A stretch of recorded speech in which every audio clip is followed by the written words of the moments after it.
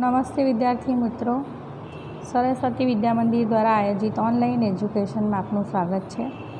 ધોરણ 8 અંગ્રેજી વિષય આર્ટિકલ વિશેની ચર્ચા આપણે કરી રહ્યા છીએ. આગળના પીરિયડમાં આપણે આર્ટિકલ એ એન વિશેની ચર્ચા કરી. આજનો આર્ટિકલ છે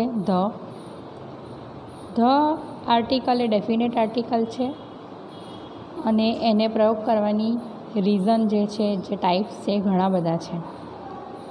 પહેલું છે કોઈપણ પદાર્થ, પ્રાણી કે વસ્તુ, કોઈપણ પદાર્થ, પ્રાણી કે વસ્તુનો ફરીવાર ઉપયોગ થયો હોય, ફરીવાર ઉલ્લેખ થયો હોય ત્યારે આર્ટિકલ ધ વપરાય છે. દાખલા તરીકે, ધીસ ઇઝ અ પેન. આ પેન છે. The pen is new. Pen છે, પછીથી ફરી એ પેન કેવી છે એને મેન્શન કરવું છે તો આર્ટિકલ ધ વપરાય. તેવી રીતે દેટ ઇઝ અ કાઉ.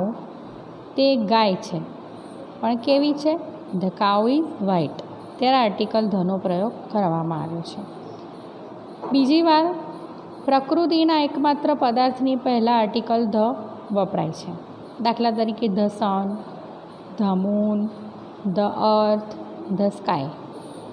બરાબર છે. પૃથ્વી ઉપર આપણે જ્યારે જોઈએ તો એક જ મૂન છે, એક જ સ્કાય છે, એક જ અર્થ છે, એક જ સન છે. ધ અર્થ, બરાબર, પૃથ્વી એક છે. એવી પ્રકૃતિની એકમાત્ર પદાર્થ છે. જ્યાં તમે કોઈ જગ્યાએ બીજો ચંદ્ર જોયો, એક જ ચંદ્ર તમને આખા ઇન્ડિયામાં જાઓ, આખા વર્લ્ડમાં જાઓ, એક જ ચંદ્ર જોવા મળે. બરાબર, કોઈ જગ્યાએ બે ચંદ્ર જોવા મળતા નથી. તેવી જ રીતે નદીઓ, રિવર્સ, નદીઓ, the Ganga, the Kaveri, the Narmada. બરોડાની વાત કરીએ તો ધ વિશ્વામિત્રી, અમદાવાદની વાત કરીએ તો ધ સાબરમતી. બરાબર છે. તો રિવર્સ માટે પણ આર્ટિકલ ધ વપરાય છે. તેવી જ રીતે સમુદ્રો, મહાસાગરો, the Indian Ocean, the Arabian Sea, the Pacific મહાસાગર અને એવા ઘણા બધા.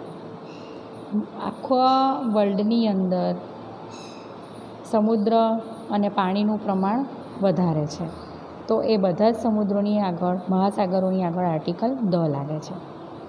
તેવી જ રીતે આઇલેન્ડ છે. The Andaman, the Nicobar, the Lakshadweep.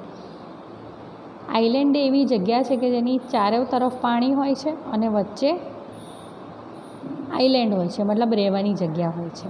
એવી જગ્યાને આઇલેન્ડ કહેવામાં આવે છે અને એવી જગ્યાના નામની આગળ આર્ટિકલ ધ વપરાય છે. બીજું, પર્વતોના નામની આગળ પણ આર્ટિકલ ધનો પ્રયોગ કરવામાં આવે છે.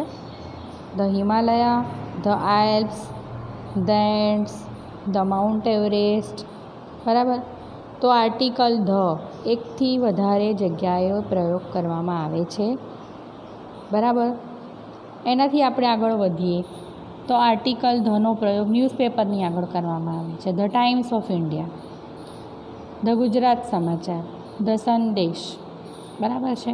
કે કોઈ સ્ટેટ વાઇઝ સમાચાર પત્ર હોય એ દરેક ન્યૂઝપેપરની આગળ આર્ટિકલ ધ વપરાય છે.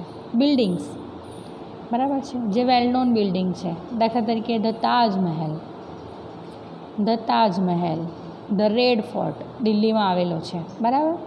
The white house, presidential house છે યુએસનો.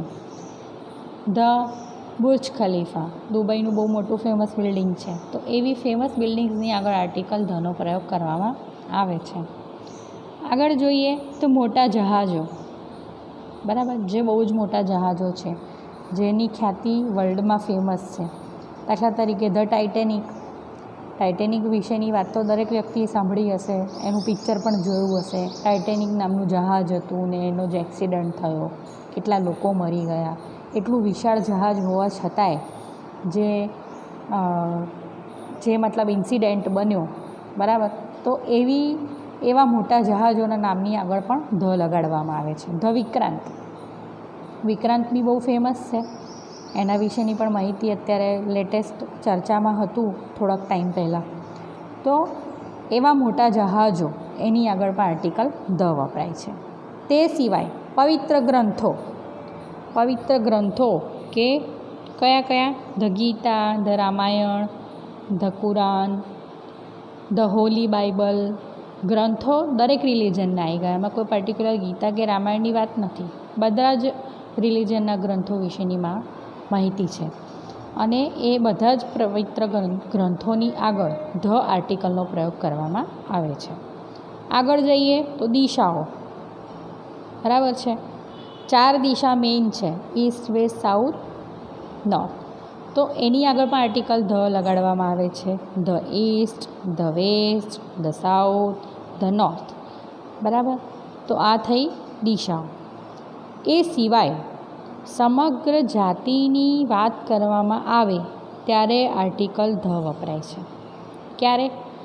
જ્યારે કોઈ એક જાતિ વિશે, સમગ્ર જાતિ વિશેની ચર્ચા કરવામાં આવે